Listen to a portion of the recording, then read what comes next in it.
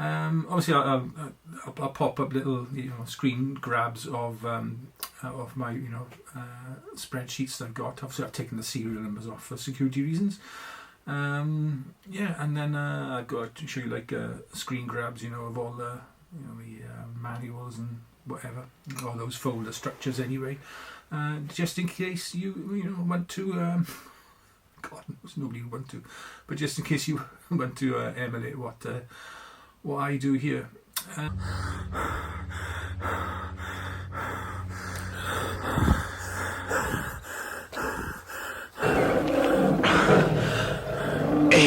During the meanwhile, No.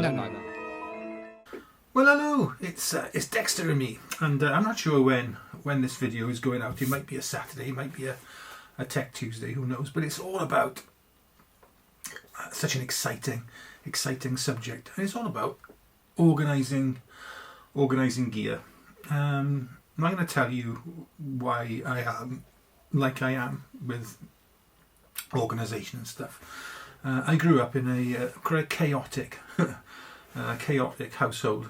My parents were, I'd say, fairly useless, and instead of their influences rubbing off on me, they did in the opposite way and made me, I think, a completely different person to them. Now, don't get me wrong, our house was clean, it was neat, there was never any sort of biohazard danger there, but they were so disorganised, it was unbelievable. My dad's toolkit for years consisted of a kitchen knife, a hammer and a set of Stilsons, and it wasn't just one. If ever he did a job outside, they'd just be left out in the rain to rust, and then next time round he'd just get another knife from the drawer if he needed a screwdriver. These are the days of flatheads, obviously, Phillips and things back in the 60s and 70s. They probably were, but we didn't have any.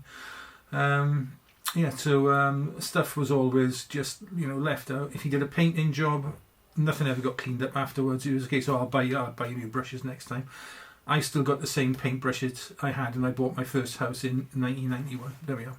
This shows how different we are. Come Christmas time, if they bought something that needed a plug, well, because plugs didn't come on things automatically back then, you had to buy a plug. They never think to buy one, so they'd have to take one off something else and then take one off something else to put there, and whatever. It was like that. It was complete and utter chaos, and it's chaos that nearly killed me one day, because even things like simple as like a fuse for a plug. If a fuse went, my dad would just take something from somewhere else, pop it in, and instead of having like a supply of fuses. Anyway, one day I remember rummaging around under our television to plug something in, probably a lamp or something like that, but the top of the plug had been left off, and it was live, and I stuck my hand straight into a live feed. My grandmother luckily was in the house at the time. She's long dead now, my nan, but she actually very cleverly managed to kick me off, because I was actually attached, as you can imagine, to this socket, and she managed to get me off. I had quite bad burns. When my parents got home from work, my grandmother gave my father a bollocking, and it was just water off the duck's back. He's all right now, isn't he? That's the kind of childhood I had. So now, personally myself, everything has a place, and there's a place for everything. If like my daughter needed some nuts and bolts yesterday for something she's making, and I could go to the garage to a box where I knew exactly the size that she needed. Now this might well put me, I don't know, somewhere on some sort of spectrum, I suppose, but I don't care. I am from my school days, through my college days, work life, and now into retirement and hobbyist photography, I've been exceptionally organised. What I've done over the last couple of years is I've always kept a meticulous list of everything I own photography wise. I do audits. And I maintain that list. When I sell something, I take it off. If I buy something new, it goes on the list. But what I'll do now is I'm going to give you a quick office tour, which I filmed yesterday on my phone, so the audio and video will be slightly different. I apologise, but we'll have a look at that little office tour now, and that will show you how I store, that's really storage, but how I keep my camera equipment. Right, sorry for the change in picture and audio quality, but I will give you a quick office studio, you know, wherever it is, rundown. Bookcases full of books, lots on art, photography, other things, travel mostly, and then let's get into the photo stuff. I got my camera bags. I've got my my lovely Billingham, my low pro, and me what's it called?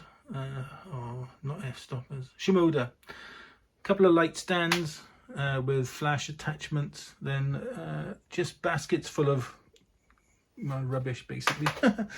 Down here I got some continuous paper rolls when I do some photography, like some product photography with Beth and for her Etsy.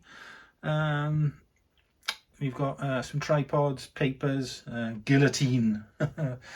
Yeah, that's always nice to have. Vive la Revolution and all that. Then my lovely printer.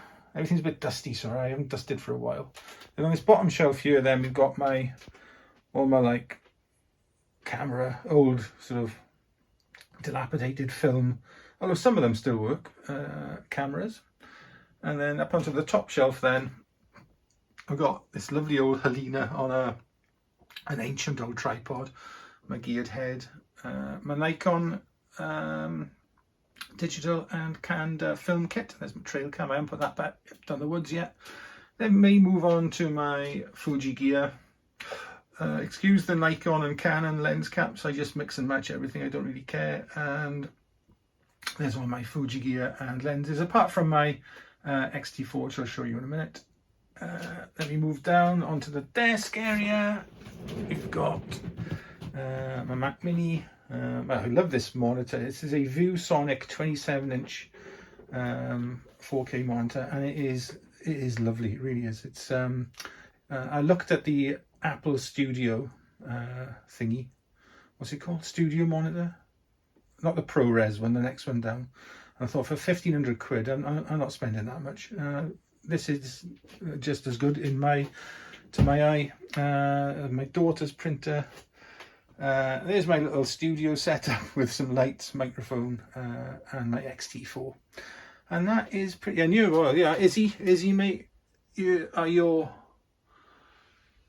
pictures that you so kindly sent me, fella.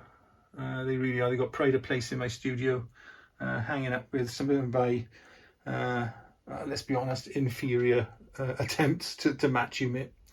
So there we go. That is pretty. One over here, I got my queen shrine. There we are, shrine to my gods. All right, that's the studio tour. Back to sitting down. Back to sitting down me. Well, you know, I mean, that's fairly straightforward, isn't it? It's just cameras and lenses and stuff in bags on shelves, you know, whatever. But there is a system to it, so I know where everything is. If I need something from one of those wicker boxes there, I know what box to go to, you know, for what I need. If I need a certain type of paper, I know where it is. If I need a cutting tool, I know where it is. And I do realise this makes me out to be something that's a sort of uber bore, but there we are. Anyway, what I'll do now is I'll show you the list I keep of all my photographic gear. I keep it on two spreadsheets. I got a spreadsheet for photo gear, a spreadsheet for video, and where they cross over, there are, like, you know, a bit of crossovers. Now what I've done, obviously I've listed, you know, everything I've got, and where I've been able to, I've put links to the websites and web pages about the manufacturers and about the piece of equipment, etc, etc. And then behind the scenes, I've got PDFs of all the instruction manuals that I need, which is so much easier than, you know, sort of thumbing through a paper one. You know, then if you've got it on Well, it's not online, it's actually downloaded to my computer and kept in a folder. So I've got folders for Fuji stuff, Nikon stuff, other stuff. Then, you know, we've got all my lenses, I've got my cameras. So I've got all those are really at my fingertips and easy for me to find, as is the list of everything I've got. And when I carried out that audit first time round, it's terrifying. I itemised every single piece of equipment, from my biggest camera right down to, you know, a micro SD, and everything and anything in between to do with my photographic gear. What it does do then, it gives me a lot of peace of mind. Everything is insured. I've only been without camera insurance for a very short period, and that was when my D800 fell in the sea. So I vowed then I would never be without camera insurance again. And keeping a list of everything you've got, should the worst happen, I mean, should, you know, we get broken into and everything gets stolen, or, you know, there's a flood or a fire or something, and then I know every single piece of equipment I've got to replace. So that's why I do what I've done with that. But it was quite a scary process to go through it all, and you realise really just how much money you've spent on the whole thing. I've obviously got a lot of time in my hands. You know, I'm retired. You know, I mean, this is my life now. So. And as I said, I've carried it over from, you know, my work life. I used to go into work sometimes, and you look at the way some people worked in utter chaos, and you think, how can you work like that? You know, I mean, they never knew where anything was. They just had piles of paper on their desks, piles of books. I don't know, perhaps to look busy, I don't know. But mine was always neat and tidy. Whatever I was working on, that was the one piece of work that was out. And, you know, even things like, you know, file and folder structures on my computer, I've carried that through. I've carried that through to home. Now, you may not be surprised to learn then that I am equally regimented when it comes to storing my actual digital assets. And I've gone through this before, so I won't bore you again. But obviously, I've got a selection of hard drives with current year's work, archived work, things like that on. But the way I keep my digital assets is in date order, really. So I've got by year, then by month. Is it by month or is it by camera? I can't remember. No, it's by year. I'll have to get it up and have a look. Hang on a second. Bear with me, because I've forgotten. It shows how organised I am. I've actually forgotten what it is. My mind is addled at the moment with medication and drugs. So. Yeah, there we are. Right then. Yeah, so it's by year, then it's by camera, and then all my raw files are stored by month and then by date. So we've got year, camera, month, date, raw file. So they all get stored on a selection of hard drives, depending on whether it's this year's, as I said, or archived stuff. And then once I've actually created a finished image, then I've got a number of project files and folders, and I'll pop a screen grab up of that now and show you. Same for my videography. Raw files kept separate to finished probably raw files, but video files kept separate to finished products and projects. I don't sell anything on these days. That is how I keep everything. That's how I keep everything stored, and why I keep it stored that way. I can literally in this house put my finger on anything within, anything that belongs to me anyway, within seconds.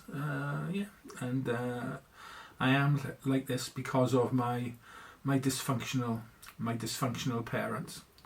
I think my daughter, she doesn't follow me. Lisa certainly isn't organised like I am. Bethan is like skipped a generation, I think, and she's following my parents. Even though I try to sort of enforce on them, the importance of, especially these days, with we got so much stuff. Everybody has so much, not just physical things, but digital assets, and just to keep everything stored and safe, and so you know where it is. Anyway, that is it for this extremely boring, I would imagine, video.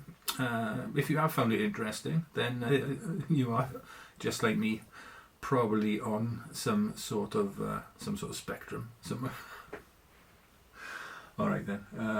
As usual, stay safe, stay well, look after yourselves, your loved ones, your little pets, and be nice. Okay, be nice to all your stuff and keep it organised. All right.